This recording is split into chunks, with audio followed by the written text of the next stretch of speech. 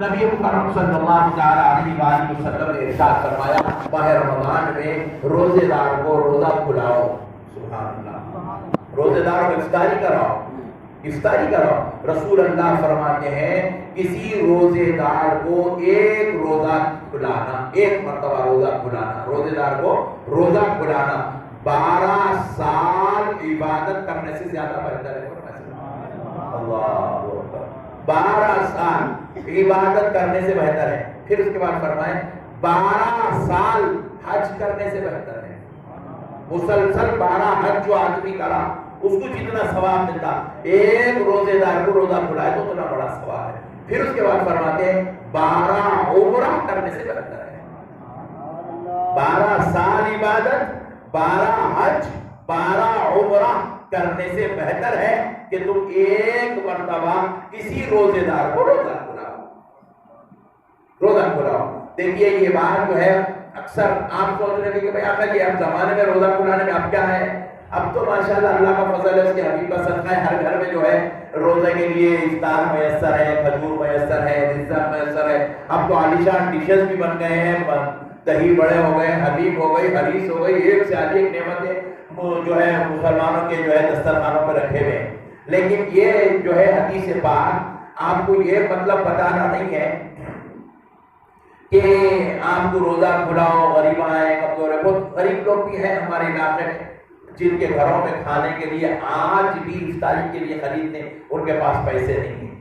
وہ بیچارے آج بھی اپنے سامنے جو ہے نمک رکھ کے، پانی رکھ کے روزہ کھولتے، کھجور رکھ لے کے روزہ کھولتے، کیونکہ وہ اتنے غریب ہیں بیچارے، ان کو جو ہے میوے خریدنے کے لیے ان کے پاس پیسے نہیں ہیں. تو رسول اللہ صلی اللہ علیہ وسلم آپ کی نظر ان کی طرف دے کے جانا چاہ رہے ہیں.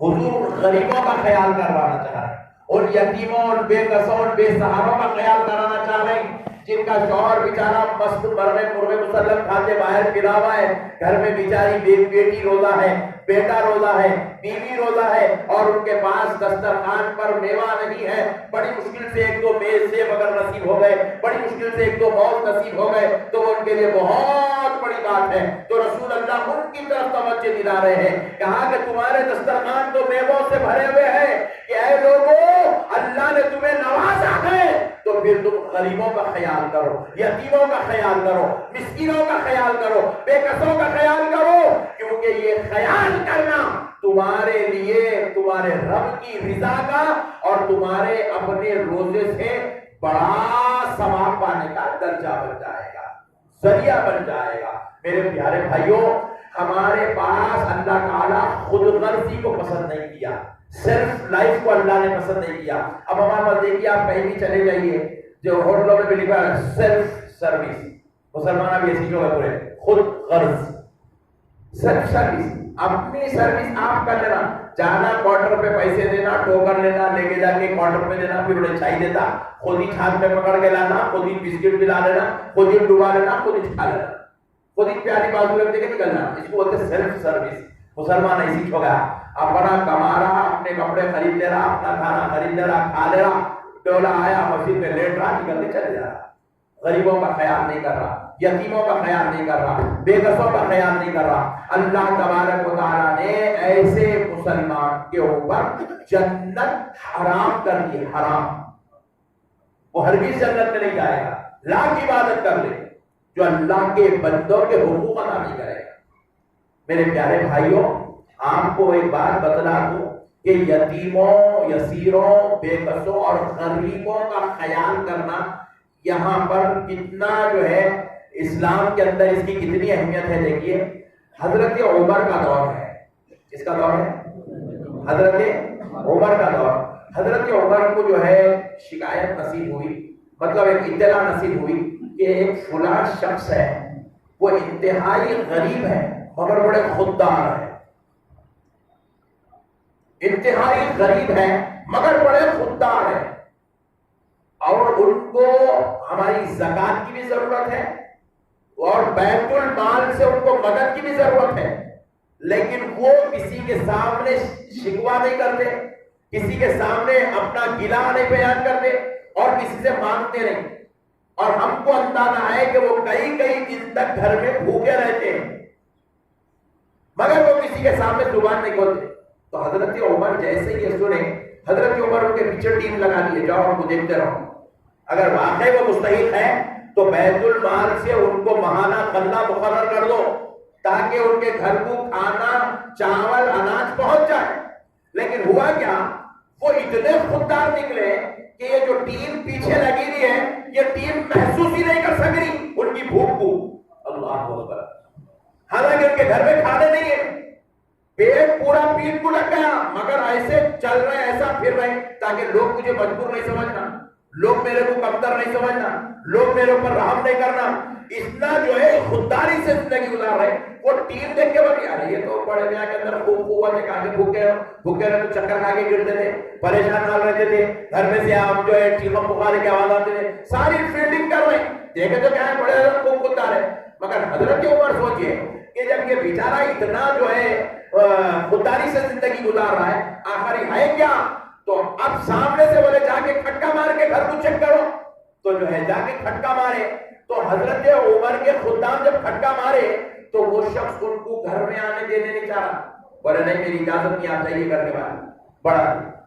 آپ اندازہ کیجیے صاحب, خودداری کا یہ عالم ہے. اور حضرت عمر کی ایک مسلمان کی تحقیق کا یہ عالم ہے.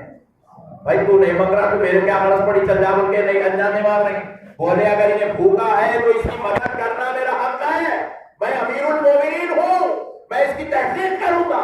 اب تحقیق کرنے میں 2 دن 3 دن نکل گئے. حضرت عمر کو آیا چلان. حضرت عمر کیا کرے, بولے یہ حضرت اندر آنے نہیں دے رہے دروازے سے, پیچھے سے کود کے حضرت عمر خود اس کے گھر میں پہنچ گئے. اللہ, حضرت عمر خود گھر میں پہنچ گئے, دیوار کود کے. جا کے دیکھتے ہو کیا ہے, وہ رات میں کھڑے ہو کے اللہ کی عبادت میں مشغول ہے, اللہ کی عبادت میں مشغول ہے.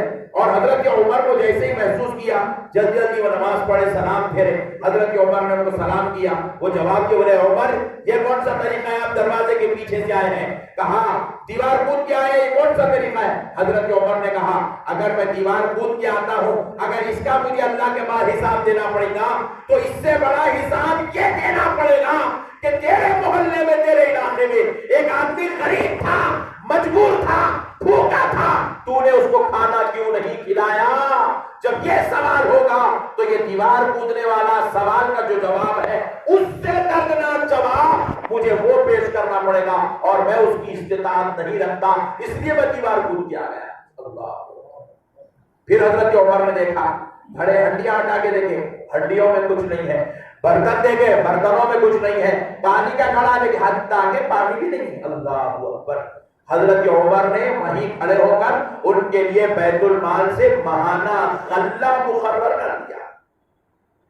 ان کی خودداری کا یہ عالم ہے, ان کی جو ہے عطا کرنے والی شان کا یہ عالم ہے. گھروں میں کود کود کر غریبوں کی مدد کر رہے ہیں. اللہ. آج ہمارے پاس کیا حال ہے میرے بھائی, ہم لوگ دیے بھی تو امیروں کو دیتے, حیثوں والوں کو دیتے.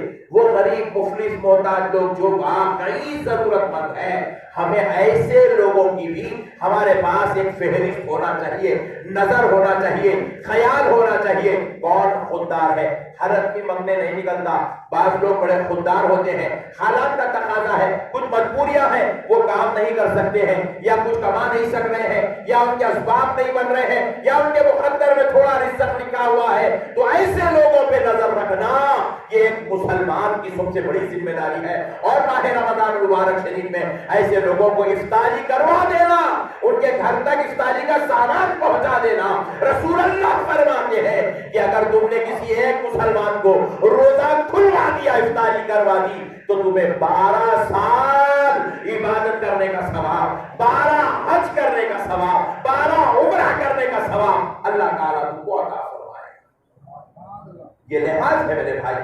آج ہمیں ضرورت ہے, ہمارے اسلام کے اندر سیلفش لائف, خود غرضی کی زندگی کی اجازت نہیں ہے. اسلام مسلمانوں کو ایک دوسرے سے جوڑ کے رکھنا چاہتا ہے, باندھ کے رکھنا چاہتا ہے, جوڑ کر رکھنا چاہتا ہے. میرے پیارے بھائیوں, اپنے محلے کے غریبوں کا, محلے کے یتیموں, بے کسوں بے سہارا لوگوں کا خیال کریے. اگر آپ کے محلے میں آپ کو کوئی غریب ڈھونڈنے پر بھی نظر نہیں آ رہا ہے، اتنے مشکل حالات میں نہیں ہے، تو پھر اپنے خاندانوں میں، اپنے رشتہ داروں میں جو دور دراز کے علاقے میں رہتے ہیں، گاؤں میں رہتے ہیں، ایسے لوگوں کا بھی خیال کریے. ماہ رمضان آنے سے پہلے ان کو جو ہے ان کی ضروریات کی چیزیں پہنچا دیجیے، اللہ نے اگر آپ کو عطا کیا ہو.